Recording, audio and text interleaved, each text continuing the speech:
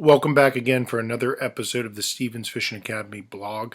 Today we're going to talk about an investigative journalism issue that could perhaps benefit all of us as fishermen. Today I'm going to talk about fish consumption advisories and what they are, how we should interpret them, how we should practically work with them in terms of what we need to do to actually follow them and get the most out of them to protect our health, and the types of chemicals that they are designed to protect us from, and the types of adverse or bad health consequences that those chemicals can provoke if we get too high of a concentration of them in our bodies. First of all, a fish consumption advisory. Really all it is it's an advisory given to limit fish consumption by species due to certain contaminants in specific waterways. It puts limits on how many meals per month, per week, or per year you will eat of a particular type of fish from a particular waterway, so you don't get too many complicated and harmful chemicals into your body. Now, every state advertises these in their book that they give you with your fishing license. Pennsylvania does, New York does, I believe Ohio has it online, but in the book it gives you a website where you can look up the fish consumption advisories for all the waterways in the state. Every state will be different, but they all give you fish consumption advisories. So the question becomes, there's a lot of highfalutin language here. A lot of terms are just thrown around, and we may not necessarily know what they mean. And I'm going to discuss some of those things today, not because I'm a scientist, but because I did a lot of research in this so that I could put this in terms that people like you and I can understand as average fishermen. First of all, what's a meal? Okay. A meal to different people can mean different things. I'm a big guy. I'm 6'5", I'm 270. What it takes to make me be full when I'm eating fish might be more than it would take to fill up a smaller person who might be 5'2" and 120 pounds. Okay? But scientifically speaking, there is a meal that is defined that they're basing the fish consumption advisory on. 1 meal per week, 1 meal per month, 1 meal per year. Again, this becomes very critical. So we're going to talk about that first. And the definition of a meal varied according to the sources that I could find. I couldn't find anything from the State Fish Commission that said how many ounces of fish flesh was a meal. I couldn't find it. I did find a variety of different sources that gave me ideas. According to the Federal Food and Drug Administration, I did a Google search to find this out. They said 4 ounces pre-cooked weight. 4 ounces pre-cooked weight, or 113 grams pre-cooked weight, is a serving size for a fish. That would be a meal. It also means that you shouldn't be eating more than 4 ounces of fish pre-cooked weight in each of those meals. The American Heart Association closely paralleled this, said it was 3.5 ounces cooked weight, which after it's cooked, you lose a little bit of moisture. It could go down from 4 ounces to 3.5 ounces. Sounds legit and consistent. Differing other sources claim 3 to 6 ounces pre-cooked weight.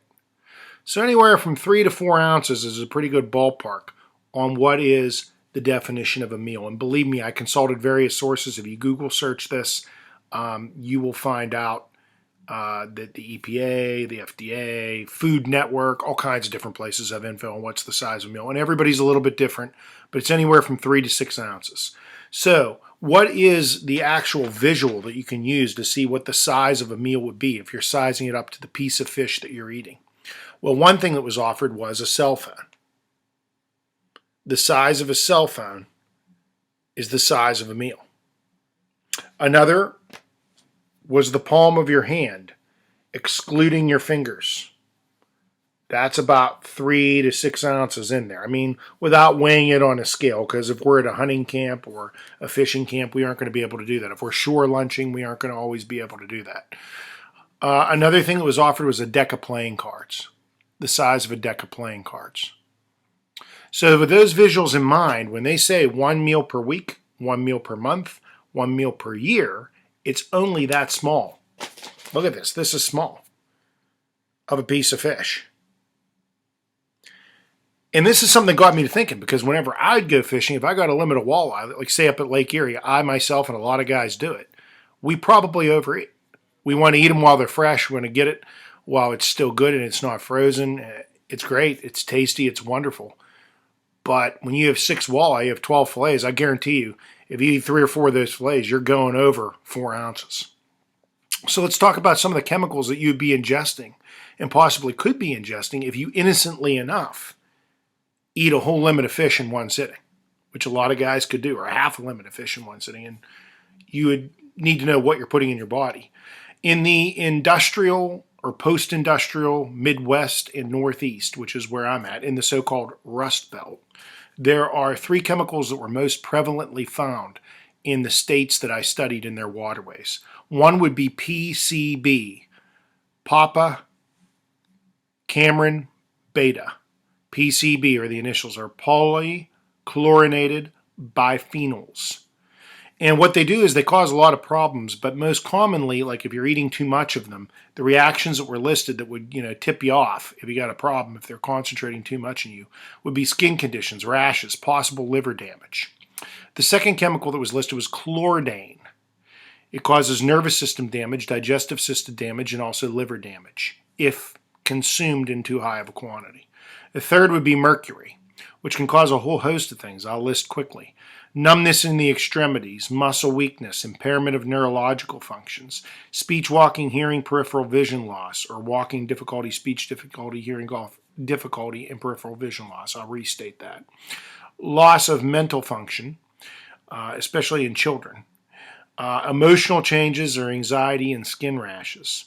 Also, mercury exposure is not directly linked to cancer, but I did find on numerous sources that it is a possible causal link to tumor development in lab rats, although they can't say it concretely causes cancer, but there's some evidence that it can cause tumor in lab rats in really high doses. These chemicals are also listed by some sources in some state Department of Environmental Protection agencies or something by the style as dangerous for breastfeeding women and women of childbearing age. So those are the chemicals, those are the effects they can have. And I hope everybody would think about these things as they go out to fish in this upcoming fishing season once we get started here after the coronavirus pandemic is maybe not over, but we're allowed to leave our houses.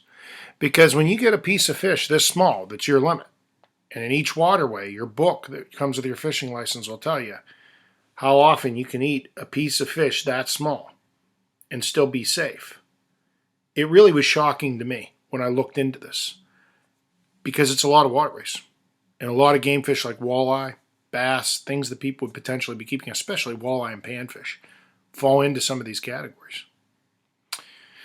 So I hope you guys keep that in mind when you go fishing and when you are keeping the fish you catch and when you're actually cooking the fish you catch, to keep moderation in mind and try to follow those advisories as best you can so that you don't inadvertently put harmful chemicals into your body. Let me know what you think about this. Like it if you like it, dislike it if you dislike it. Also, if you want to subscribe, subscribe. I want to get some feedback from you guys to see how I'm doing with some of the content I'm putting out here and know if this is sort of the kind of thing you're looking into. As with all the other videos that have been posted, I'd like to get your opinions on these things as I proceed. But for now, this is John Stevens signing off on a blog that will probably come out around May 5th or 6th, somewhere around there, although it's still April when I'm recording this as I'm staggering the publication dates. Until we see each other again, have a good time out there, be safe on the water, and good luck in your fishing pursuits.